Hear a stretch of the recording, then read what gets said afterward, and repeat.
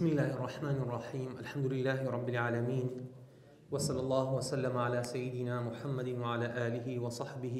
ومن اهتدى بهديه وسار على نهجه إلى يوم الدين. رب اشرح لي صدري ويسر لي أمري واحلل عقدة من لساني يفقه قولي. خۆشەویستان و ئازیزان، بەردەوامی لە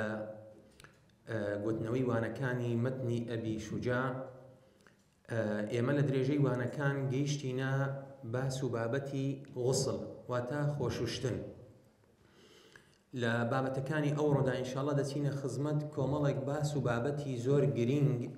کە بەڕاستی ئەو بابەتە بە تایبەت ئەوانەی خوا پێداون کە الحەمدولله خوای گەورە کەڕەمی باوکایەتی پێبەخشینە و بە هەمان شێوە گەرخۆشکان بەشدار بن لە گوێگرتن و بینینی ئەوانەی دایکایەتی پێبەخشینە کە ئەو بابەتانە زۆر زۆر مهمە ئێمە بگەینینە ڕۆڵەکانمان. لەبەرەوەی بەڕاستی ئەمن بەو تەمەنە کورتەی خۆم زۆر جاروەیە لە مەجلیسەکان کە ئینسان جاروەیە ئیثارەی ئەو بابەتە ئەکاتن، خەڵکێکی زۆر یعنی کە دەڵێم زۆر بەو مانایی کە ئاشنا نییە زۆر بە بابەت و فقهی ئیسلامی ناشارەزایە تووشی هەڵە ئەبیتن. ئەو بابەتانەش بابەتی حەساسن چونکە حەڵاڵ و حەڕامی تێدایە. ئەو بابەتەی کە ئەمە باسەکەین کۆی بابەتەکە هەمووی لەژێر ڕۆشنایی ئایەت و حەدیثە. کۆی بابەتەکە بۆیە زانایان قسەیەکی جوانیان هەیە دەربارەی ئیمامی بەیهەقی کە یەک لەوانە ئیمامی حەڕەمەینە، ئەفەرمێت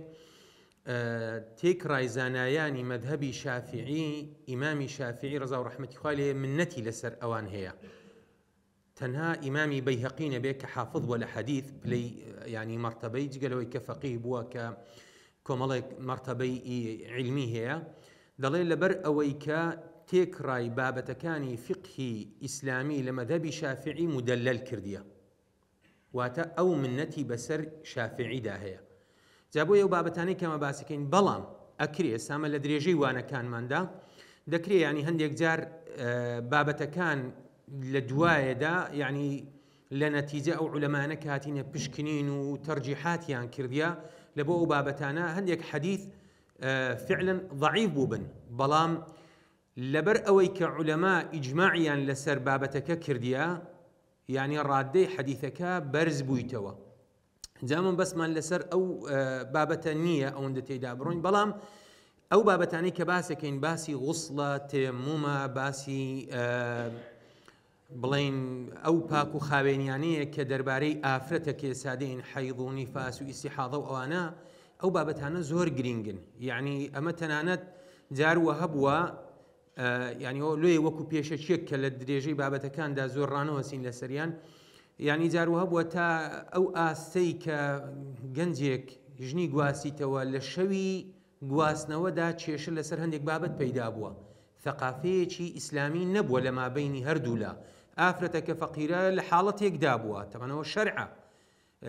کە ویستیتی پیاوەکەی ئاگادارکاتەوە شەوی یەکەمە، ینی ئافرەتی موسڵمان بە شەرم و حەیایە، جاروەیە ناتوانێ هەموو حەقەتەکان بدرچێنیتن، کوڕەکە نەیزانیە. جا ئەوە کەم و کوڕیە کە بەڕاستی لەوانەیە ئێمەی باوکان لانی تووشی ئەو هەڵەیە ببین کە نازانین چۆن کوڕانمان گەنجانمان تێبگەینین، بەڵام پێویستە کە ئێمە خەمخۆری نەوەکانمانین بیانێرین لۆ مەدرسەکان. لەوانەیە تو جورئەت نەکی هەندێک بابەت هەیە ڕوونکەوە فعلا، یعنی ئینسان حەزەکاتن ئەو پەردەی حیا کە لە نێوان کوڕ و باوکایەتیدا هەیە، یعنی جاروەیە جورئەت ناکەی چۆن بیشێنی. فعلا ئەو حەقیقەتە، ینی زۆربەمان تووشی ئەو بابەتەیە بین. لێ ئێسامە کە لە درێژەی بابەتەکان دەگەینێ، پێغەمبەری خوا صلی الله علیه وسلم مەدحی ئافرەتی ئەنسارەکە، ئەفەرمێت باشین ئافرەت ئافرەتی ئەنسارن، حیا و شەرم ڕێگر نەبوو لێیان کە پرسیار لە زۆر بابەتی حەساس بکەن. مەفهومی حەدیثەکە و کەما قال الرسول صلی الله عليه وسلم، یعنی هاتینە لە باسی ئیحتیلام، لە باسی شتی زۆر عەجیب، یعنی کە زۆر جاروەیە ئەمە جورئەت ناکەین، یاخود ئافرەتەکانمان جورئەت ناکەن. یعنی هەتا جاروەیە لەوانەیە ئافرەتێک کە سوکاری زۆر مەلانات، بەڵام بەخۆی سەقافەی نییە،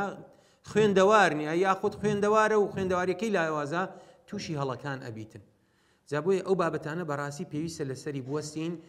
و ئەو قەزیانە ئێستامە لە بابەتە فقهیەکەی باسەکەین. لە بابەتی ئیعجازی علمی هەر هەمووی لێکدانەوەی ئیعجازی علمی لۆ کرایە، بەس ئەمە لەسەر ئەو بابەتە ڕاناوەستین. جگە لە ئیعجازی علمی مادام ئێمە پێغەمبەر صلی الله علیه وسلم فەرمووی سمعنا وأطعنا وزورشي بآيته كخواي پروردگار لوي دياري كدينه كواتا يعني وك علماء يعني هم جار دلن لا حياة في ديننا إن الله لا يستحيي من الحق أو حق راستية أو شريعته أو كتلوشي جيانا ناكري أما تيدا راب وسينو وقورية لبو إسلام لبروي سويتناو كونو كالبركاني جيان بتيقرا ببي بردا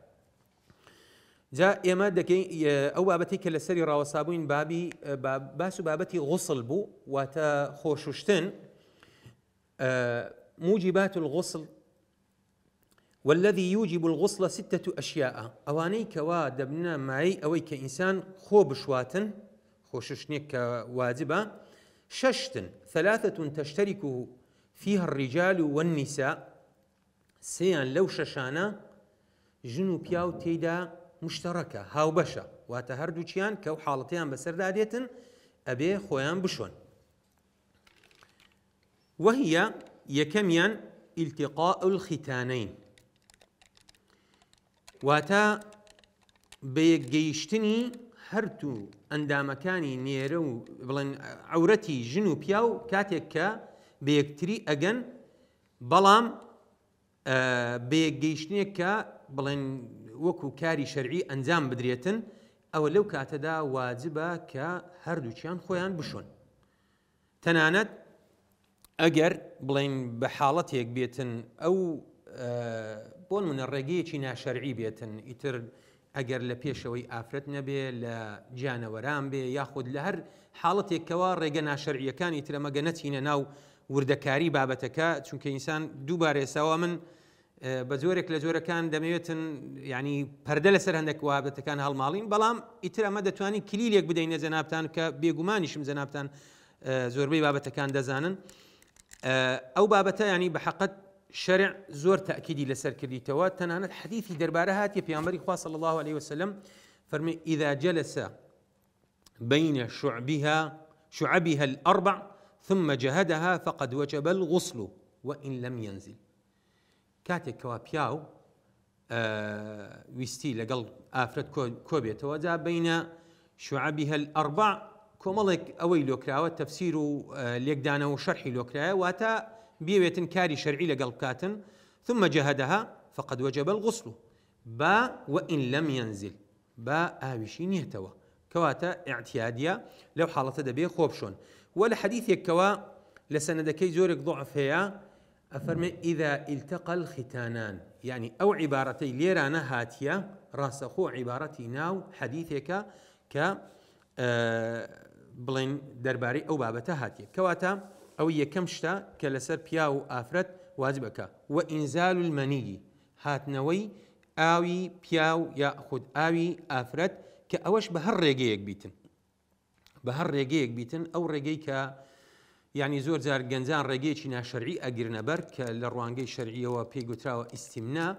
أو ريقيش بيتن يعني بهر شوازك بيتن كآوي بياو يأخذ آوي آفرت بيتوا أو دبيته هوي أويك خويا مشون كبيغمبري خواه صلى الله عليه وسلم لحديث كمان مسلمة جاءت وفر الماء من الماء واتا خوششتن كاتك واجب بيتن كبياو ياخذ آفرت آوي هاتوا كاتا أوش يكل الرقا كان ديكا لو حالتاني كبياو آفرت لسريان واجب أبيتن سيميان والموت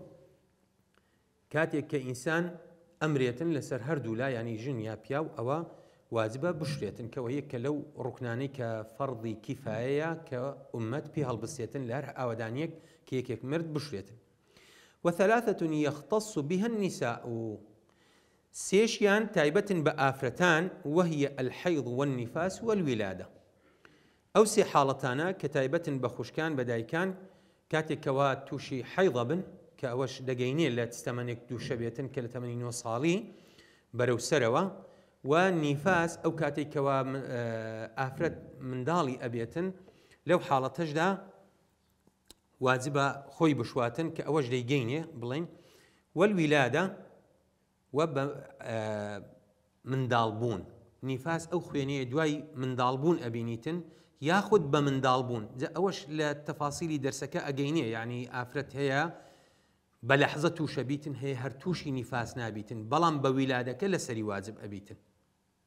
لێ لەوانەیە بڵین باشە ینی بە خەیاڵماندا بێتن باشادی ئافرەت دوای ویلادە هەر تووشی ئەوە نابێ نیفاس دیارە ئافرەت هەیە ینی تووشی نیفاس نابێتن بۆیە نیفاس و ولادەی لێک کردینەوە ینی ئەوە حاڵەتێکە کە بڵین لە درێژەی بابەتەکەشدا تووشی ئەبین طبعا دەربارەی حەیضیش ئەوە دیارە هەر ئاەتی دەربارەتی کە خوای پەروەردگار فەرمێ یەسئەلونەکە عەنیل مەحیض یعنی مەسەلەی حەیض شتێکە ئیسلام ڕوونی کردیتەوە ئێستاش لەگەڵ دابی دیارە ئەو کاتیش هەبووە کە عائیشە خوای لێ ڕازی بێتن ئەفەرمێتن ئەی پێغەمبەری خوا صلی الله علیه وسلم من لە حەیض دامە یعنی ئەو بۆچوونە هەبووە کە ئافرەت دەکەوێتە ئەو بابەتە کە سوڕی مانگانەی پێڵێن یعنی جۆرێک لە وەک بڵین بێزێکیان لێ کرد یاخود بە پیسیان دایتە قەڵم ئێستا لەو زەمانە پێشکەوتووەی کە بە حیساب مرۆڤایەتی تێدایە لە کۆمەڵگاکاندا جگەلەی مسلمانان ئافرەتان کە دەکەونە ئەو بارودۆخە جیا ئەکرێنەوە لە کۆمەڵگاوە دوور دەخرێنەوە لە ئەنتەرنێت هەیە ئاکەواتە ئیسلام زۆر ڕەحمەتە کە ئافرەتی بە پیسدا نەناوە بەڵکو باسی قەزیەکەی کردیەوە لە قورئانیش تۆمار کراوە یەکێکە لە ناو ئەو یەسئەلونەکانەی کەوا خوای پەروەردگار لە قورئانیدا تۆمار کردیە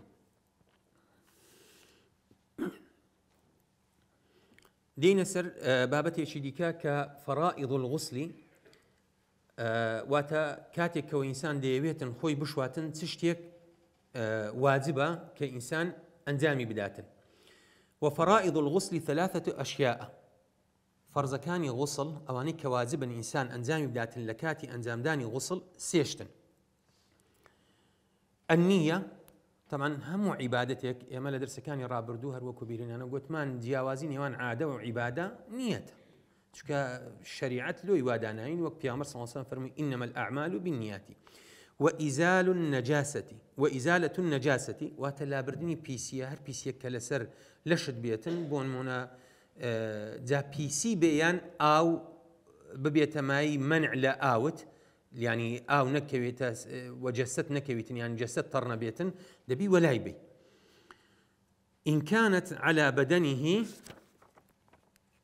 وإيصال الماء واتا أجر بيسيك هبو لسر جستي دبي لا بريتن ذاك قوتمان تس بيسي بيتن تشتيك بي كريجر بيت لا أويك جست ترنا بيتن بون من بوياغا ياخد هالشيء كتشونك ئەندامەکانی دەستنوێژ لەگەڵ ئەندامەکانی بڵێن غوسڵ جیاوازن غوسڵ هەموو جەستەیە ئەتو جاروەیە بۆ نمونە کابرا ئیشێکا لە سناعی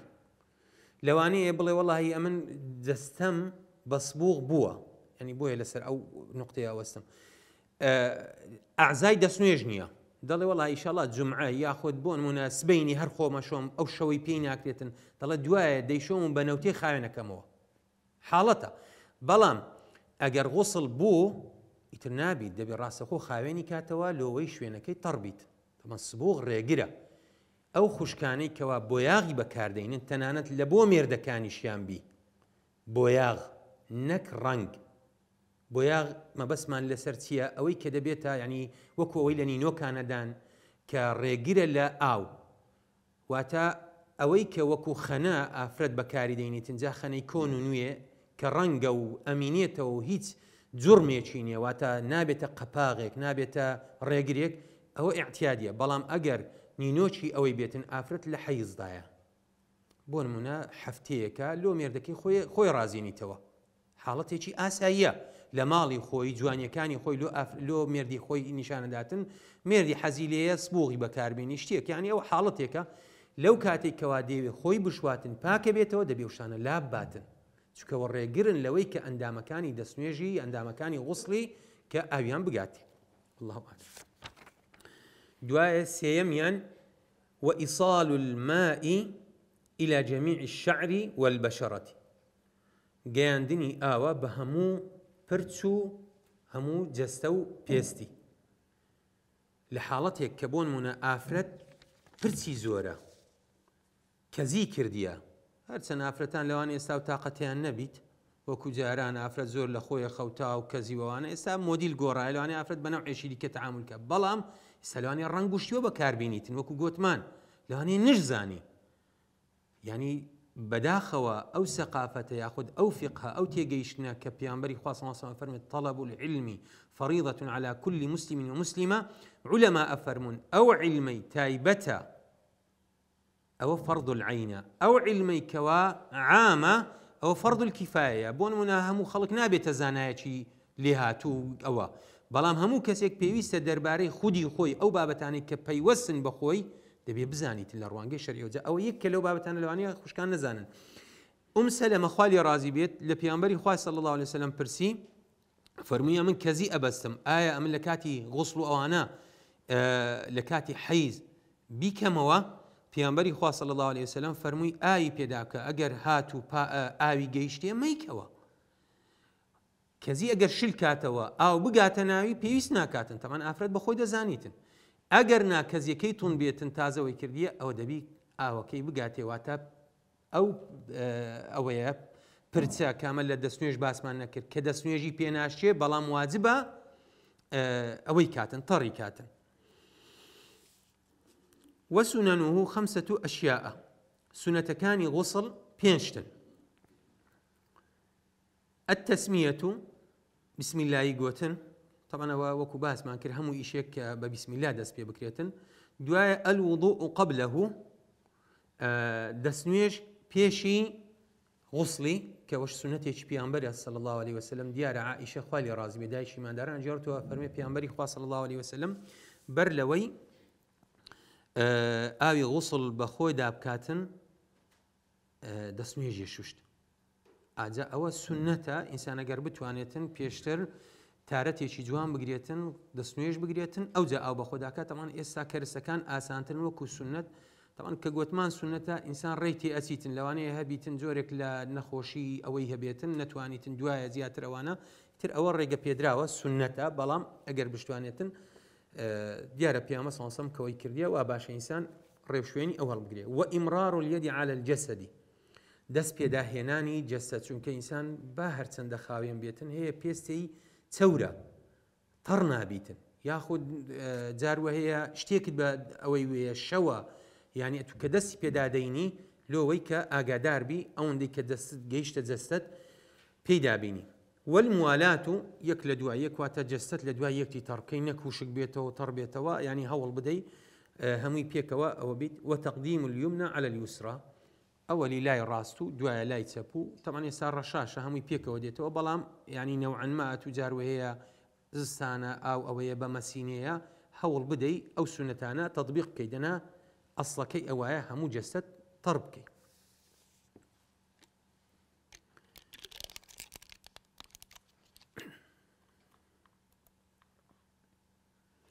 دين سر باس وبابته يشيدي ويش هلا باسي غسلة باسي غسلة سنة كان كاتن أو تا إسا غسلي واجب وتشونيتي فرض سنة كاني أو زاردين سر أو غسلاني كبيانبري خوا صلى الله عليه وسلم أنجام داينا سنة بلام بحقات كسنة سبحان الله ولو صحراي لو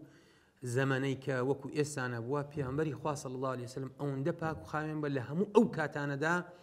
بەخۆی ئەنجامی دایە و فەرمانی کردێ بە ئومەتەکەی کە پاچی ئەنجام بدەن و پاک و خاوێن بن لەبەرەوەی زۆربەی حاڵەتەکان حاڵەتی کۆبوونەوە و بێگەیشتن و کۆمەڵبوونی مسلمانانە لۆ ئەوەی کە مسلمان دایمەن بۆنی خۆش بیت و وەجەستەی پاک بیتن والإغتسالات المسنونة 17 غسلا أو غسلاني كبيانبري خوا صلى الله عليه وسلم أنجامي دانا كسنة حفدنا غسل الجمعة لشو روجي جمعة دا طبعا أوش قصي لسر للشوي دا وبركوي أن لني وشي بولايا ولا دواي بياني إتر هول بدي أجر بكريتن بحقت أول لبيشي أنجام داني كاركي بيتشو كهمو باسو بابتك وكو قوتمان تأكيد كرنوا لسروي كإنسان دتيت أنه خالشي باكو خاوين بيتن يعني أو حالته زور مهمة كإنسان وكو تيجيشنيتي جوانتر لا شريعة والعيدين ولكاتي جيجنا كان إنسان سنته خوي بشواتن راسته هم خوده شوين بلام جار وهي روجي بيشتر خوشوشتيا بيانية كي برلويك بسي سنته بيانبري خوا صلى الله عليه وسلم أنجامي دايا إنسان لو حالته دا والاستسقاء لە کاتێک کەوا تەمانەوە لەو کاتیش دەیگەینێت یەک بێک ئەوانە دێن لەو کاتیدا لە کاتی ئەنجامدانی نوێژی بارانە والخسوفی لە کاتی مانگگیران کە دەتەوێت نوێژی مانگگیران ئەنجام دەی بە کۆمەڵ والکسوفی و لە کاتی ڕۆژگیران والغسل من غسل الميت والغسل من غسل الميت واتە ئەو کەسەی کەوا مردووی دەشواتن سنەتە دوای ئەوەی کە مردووەکەی شوشت بەخۆش خۆی بشواتن واجب نییە لەوانەیە بڵێن جاروەها بێتن کەسێک زۆرەوە بکاتن بڵێ پڕشک و شتۆمێکەتە ئاحتیاجی جلکەکەی بگۆڕی ئەگەرەوە بەڕانەگەیشت بەڵام سنەتیشە ئینسان خۆی بشواتن لەو حاڵەتەیدا کە کەسێکی شوشت تەمان ئەوەش بەڕاستی شتێکی زۆر باشە ئینسان لە کاتی مردن و ئەوانەدا بەشدار بێتن لەو حاڵەتانەدا دەیگەینێ ینی سنەتێکی زۆر باشە ئینسان بەو ئیشانە هەڵبستێتن لەبەرەوەی وەکو فەرز الکیفایە لەسەر ئومەت واجبە والکافری ئیذا ئەسلەمە و یەکێکی دیکە ئەوەیە کە کەسێک دێتە ناو بازنەی ئیسلام و دەبێتە مسلمان کە کافرە و بێدینە یا مرتەدە و دەبێتەوە مسلمان لەو کاتەشدا خۆی بشوات و سنەتە لەبەرەوەی حەدیثی دەربارە هاتیە کە پێغەمبەری خوا صلی الله عليه وسلم فەرمانی کردیە بەو کەسە کە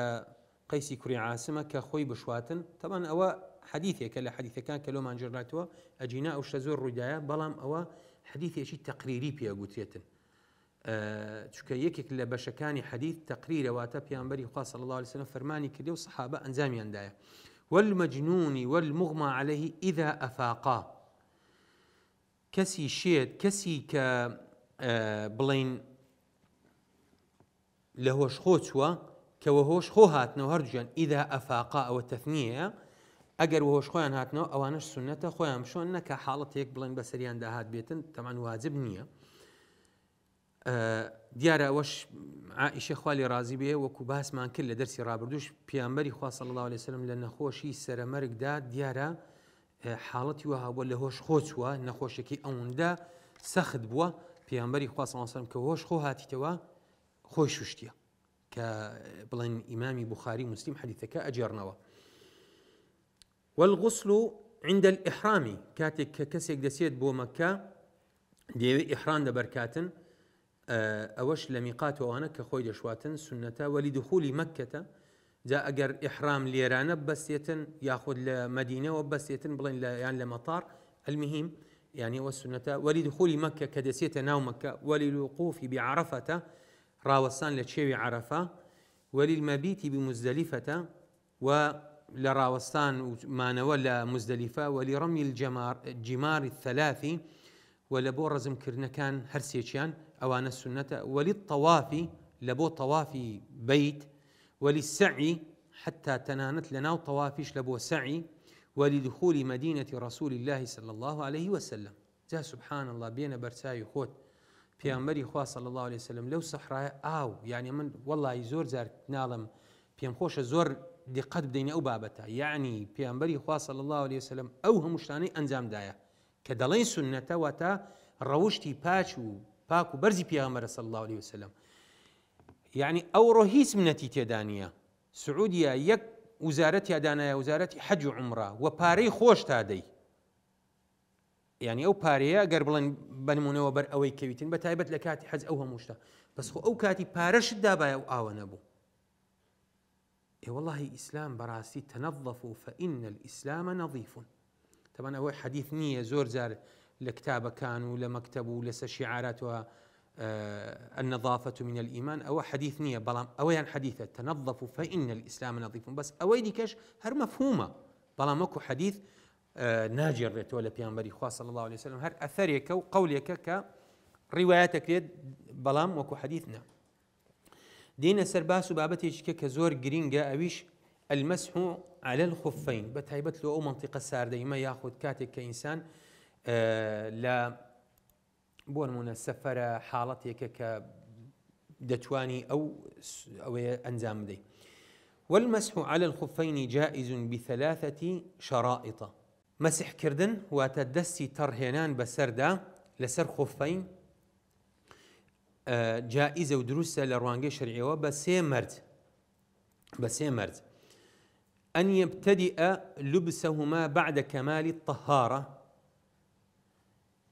أويا لبريان بكاتن يعني أو غوريا كوكو غوريا وايا لباش أوي كوا طاو دسنويجي شوشت أو جا دبيام كاتن يعني بس بيان دابينيتن أوي كميان دوميان وأن يكونا ساترين لمحل غسل الفرض من القدمين دبيت أو دو غوريا كخفن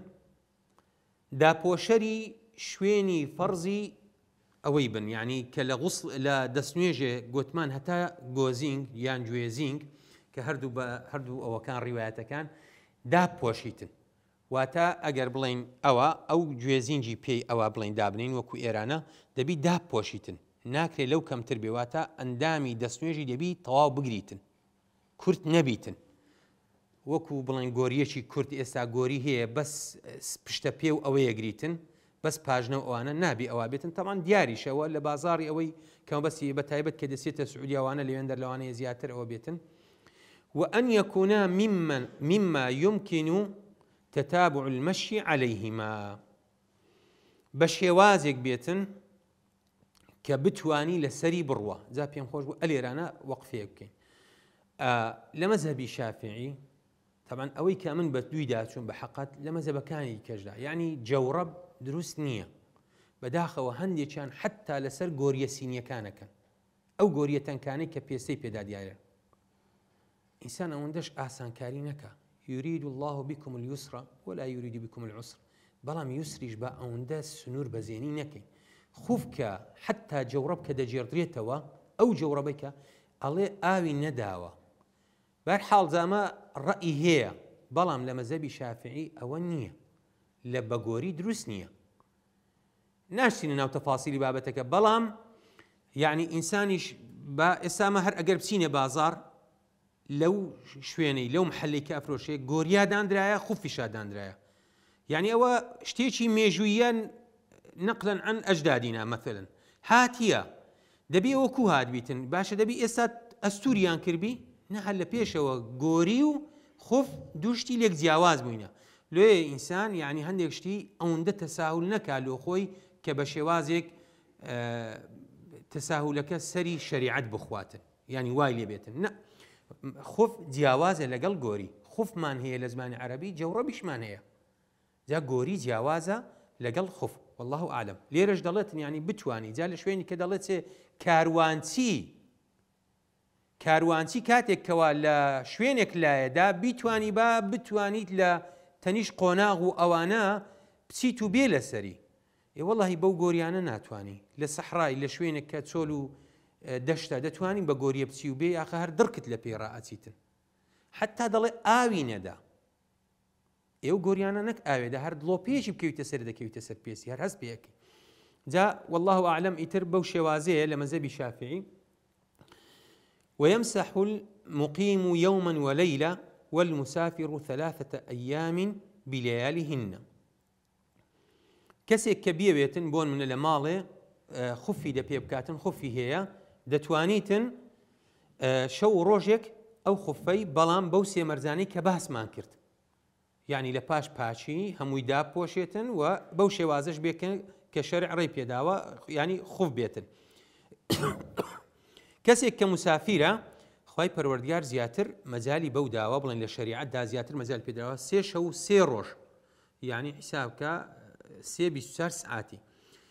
وابتداء المدة لكنجين ودسبيكاتن من حين يحدث بعد لبس الخفين لكاتيك كوا خفكاني دبي كردن كنجين بيدسنيش بو لو كاتيوا دسبيكاتن فإن مسح في الحضر ثم سافر أو مسح في السفر ثم أقام أتم مسح مقيم أجر كسيك لكاتي ئاسایی ئەوە لە ماڵێ بوو خوفی دەپێ کرد بەنیەتەوەی کە لە ماڵێ لە پاشاندا سەفەری کرد ئەوە لەبەرەوەی مقیم بووە هەر شەو و ڕۆژەکی دەپێ ئەکات و لۆی هەیە کە ئەو خوفەی بەکاربینیتن ئەگەر کەسێک مسافیر بوو هاتەوە ماڵێ بۆ مقیم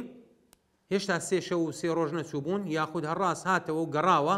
ئەو هەر شەو و ڕۆژەکە واتە لە هەردوو حاڵەت هەر شەو و ڕۆژەکە چ موقیم بوو بۆ مسافر چ مسافر بوو بۆ موقیم لە هەردوو حاڵەتاندا حسابی مقیمی لۆ ئەکرێ ويبطل المسح بثلاثة أشياء ئەو شتانەی کەوا مەسح بەتاڵەکەنەوە چ شتێکن کە بڵێن مەسحی سەر خوفەین یعنی ئەو دەست بەسەرداهێنانە بەتەڕی بخەلعیهما بەوەی کە یەکێکی داکەن لە پێی کردەوە وانقضاء المدة شەو ڕۆژەکە تەواو بوو چی دیکە ناتوانێت دەستی تەڕ بەسە دابینیتن دەبی دووبارە دەستنوێژەکەی بگریتەوە وما يوجب الغسل ئەوەی کە دەبێتە هۆی غسل واجبکردن کە لە بڵێن هەر لە ئەوەی ڕابردوو باسمان کرد لە سەرەتای دەرسەکەی ئەو شتانەی کە غسل واجبەکەن کە پێگەیشتن و جیماع و حەیض و نیفاس بەنسبەت ئافرەتان و هەموو ئەو 6 حاڵەتانی کە سێ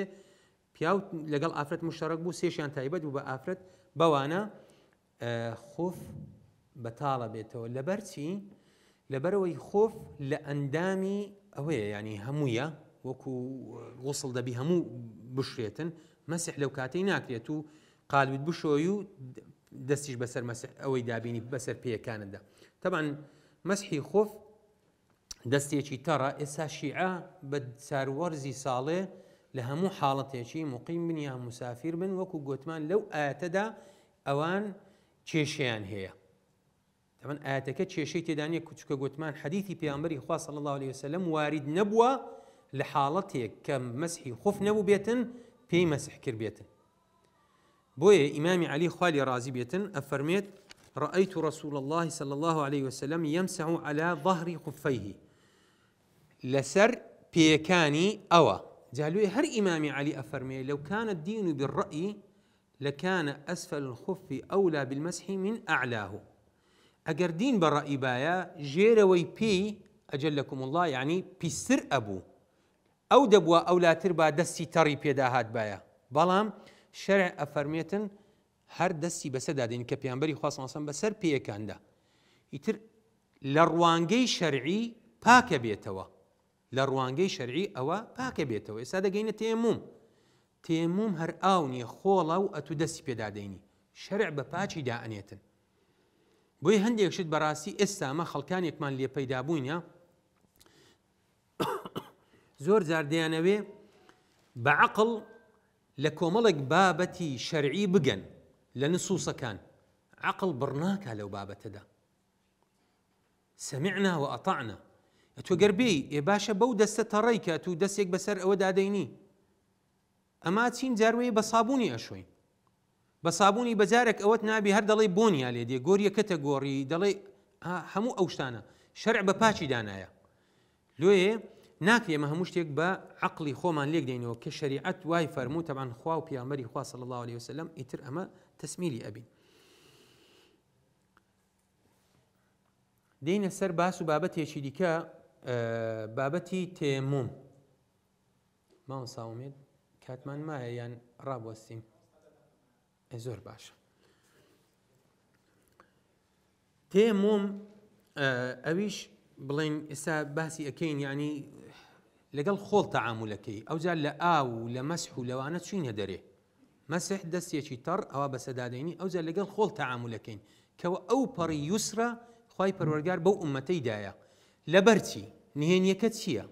ئێستا ئەمە لە کتاب و تەهارەین هێشتا نەگەیشتنە کتاب و سەڵات خوای پەروەردگارە فەرمێ ئەی بەندەی من ئێوە یعنی بە زمانی حاڵ ئێوە لە نێوانی یەکتریدا ئەتەکێتێکتان هەیە ئەخلاقیاتێکتان هەیە کە تەعامل لەگەڵ یەکتری ئەکەن کاتێکەوە سەردانیە سەردانیکردنی کەسێک لە خۆتان گەورەترە هەر چۆنی هەیە دەتانەوێت بە بۆنخۆشی بە جوانی بە کۆمەڵێک بابەتێک کە ئەتەکێتی دیبلۆماسی پێڵەی چی پێڵەی کاتێک کە دێ لیقای میش با تۆ شایستە بی باش یعنی لەگەڵ من گفتوگۆ ئەکەی فعلا ئەتوو یعنی ئەو هەموو شتەی کەمە باسەکەین لۆ چییە لۆ ئەوەیە کە تو دەچیە لیقای خوا هەر ئەوەندەیە ئەجینا لە حاڵەتی ئاسایی لەوانەیە تو پێڕانەگەی غوسڵ بکەی زوو دەستنوێژت دەبڕێت و لەوانەیە بۆ نمونە ئێستا شەوی درێژی پاییز و زستان لە کەنجینەوە لە پاشی عیشا بێ دەستنوێژە بی و شەو نوێژی ناکەی و حتا بەیانی اعتیادی شەرع لەسەری ملزم نەکردی هەر دەستنوێژتە بێ بەڵام کاتێک دەستی لقای خوای گەورە خوای پەروەردگارە فەرمێ بە ئاو نا بە مەسح نا بە تەیەموم بە پاچی وەرە بەڕووی من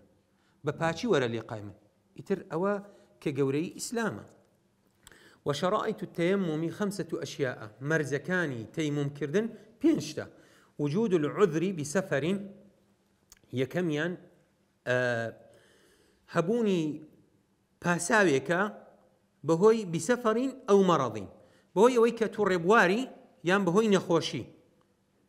كلو حالة دا دتواني إنسان تيمم أنزام داتن تيمم زادوايا باسي تيمومكي بخوي ديتن دوميان ودخول وقت الصلاة دبي كاتي نويج بيه بنسبة نويجي واجب وانا أو كاتي تيمومي لوبكي. سيميان وطلب الماء دبي داواي أو بكي يعني راس وخوءة آونية راسي والله بتيمومة شي بكين نا أبو شوازنا دبي فعلا تأكيد كيوا ذات سلة مالية لحالتك ئاونیە زۆر جار شار بێ ئاوە بیتن یان لە حاڵەتێکە تو بە شوێنێکیدا ئەکەوی نازانی ئاوی لێ هەیە کانی ئاو ڕووبار هیچ شتێک لەو بابەتانە نازانی دەبی بەشی ئەوەندەی بگەڕێ و داوای ئاو بکەی لۆ ئەوەی کە ئەو کاتی لۆ دروست بێتن تەیموم ئەنجام بدەیت. وتعذر استعماله و نتواني أو بكاربيني وإعوازه بعد الطلب يعني نتواني أو بكاربيني وبيويسيشت بأو هبيتن لدواي دسكوتني واتا هو كارك هبيتن كأتو أو آوي كنتواني بكاربيني لحالتك لصحابة كان جرديته خوان لێ ڕازی بێ کە سەحابەیەکی بەڕێز تووشی احتیلامە بێتن دیارە لە دەرچوونێکدانا لە سەری برینە هەیە کاتێکەوە داوا ئەکایە هیچ عوزرێک هەیە ئەمن بتوانم خۆم نەشۆم ئەوانیش نازانن دیارە یعنی سەرەتا بۆ یاخود سەحابەی فەقیهیان لەگەڵدانە بووە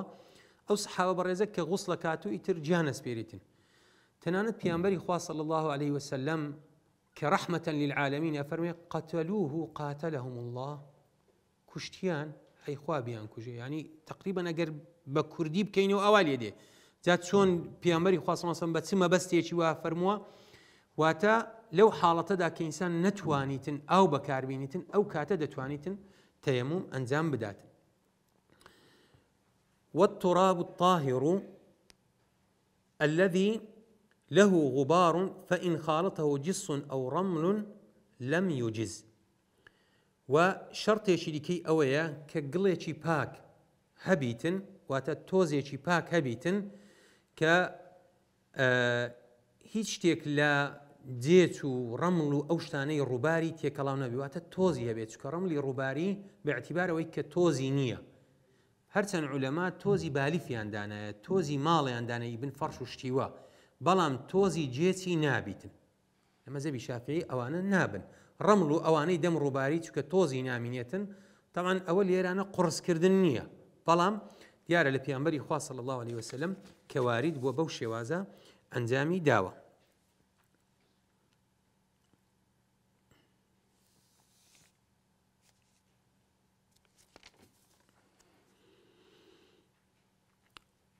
یەکێک لەو مەرجانە بۆ نمونە سەرما عەمری کوڕی عاس ئەفەرمێت کە تووشی جەنابەت بووە ویسیتی تەیەموم بگریتن لە ئەوەی پێغەمبەری خوا صلی الله علیه وسلم ئیقراری لەسەر ئیشەکەی کردیە لەبەر سەرما عەمری کوڕی عاس کەسێکی تێگەیشتی بووە ئیتر تەیەمومی ئەنجامدایە یەک کە لە سەرکردەکانی موسڵمانان کە درەنجیش موسڵمانە بێتن بەڵام ئەو بەڕێزە ئەو سەحابە خۆشەویستە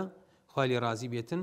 ئەفەرمێ فأقره النبي صلى الله عليه وسلم پێغەمبەری خوا صلی الله علیه وسلم حەدیثێکی تەقریری کە دەجێڕێتەوە ئیقراری لەسەر ئەو بابەتە کرد واتە دروستە لە کاتی سەرما و ئەوانە ئینسان ئەنجامی بداتن. وفرائضه 4 أشياء فرزكاني تيمم 4 شتن يكميان نيته طبعا وكو قوتمان ومسح الوجه ومسح اليدين مسحي دموساو ومسحي هردو دستكان مع المرفقين لقل هردو هنيشككان والترتيب ويكل دوايتش طبعا شون أنزام دريتن دو ضربية جارك بلن قسي لو شتوت لدسنا بيتن كلا عاردي أدي لو شويني كتوزي ليا بد مساو داديني جاري شديكا كلا عاردي الداوا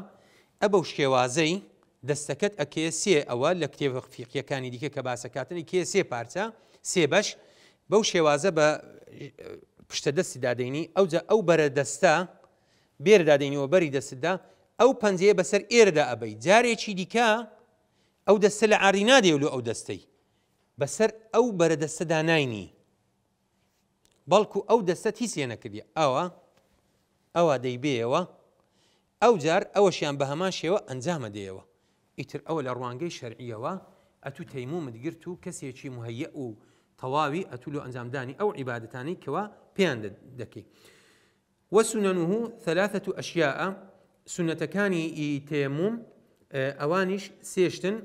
بسم الله كردن وتقديم اليمنى على اليسرى عيني وكو دسنوجه والموالاة يكل دواي يكتريهاتن والذي يبطل التيمم 3 أشياء أواني كوا تيمم بطالة كنوا أبيشيان سيشتن وكو أما جوان بيكريا ما أبطل الوضوء حرشتيك ببيت ماي بطال كرنوي دسنوج كباس مان كرد ما خرج من السبيلين ودس اليدان أوانا هم أواني كباس مان كرد أوانا دبنا هوي ورؤية الماء في غير وقت الصلاة هێشتا نوێژتدا نەبەست بوو ئاویان هینە ئاو گەیشتێ یاخود بە شێوازێک گوتیان ئاو هات بڵێن زانیت کە ئاو دێتن لەناو نوێژێ نەبووی ئەو دەست نوێژە کە بە تەیموم گیرایە بەتاڵە بێتەوە و دەبی بە ئاو بەکاربێنی ئەگەر لەناو نوێژێدا بووی دەتوانی نوێژەکە ببڕی بە نمونە ئەگەر گوێت لێبوو یان گوتیان وەڵا ئاو هات بەنەوعێک لە نەوعەکانیان بۆ نمونە زانیت کە ئاو هاتواتە دەشتوانی نوێژەکە تەواو بکەی لەبەرەوەی ئەتوو لە ناو نوێژێ بووی بەس ئەگەر پێشی نوێژێ بوو ئەوە تەیمومەکە بەتاڵ بوویتەوە. وەڕیددەت و خوا پەناماندا کەسێک کە تەیمومی گرت و تووشی حاڵەتێک بوو لە دین دەرچوو ئەوە بەو شێوازەش ئەو تەیمومە بەتاڵە بێتەوە. خۆی پەروەردگار ئینشاءالله زۆرتر و زیاتر لەو شەریعەتەمان حاڵی بکاتن. خۆی پەروەردگار ئینشاءالله بلقاء خوي بيغمبري عزيزمان عليه الصلاة والسلام شاد كاتن وصلى الله وسلم على سيدنا محمد وعلى آله وصحبه أجمعين. السلام عليكم.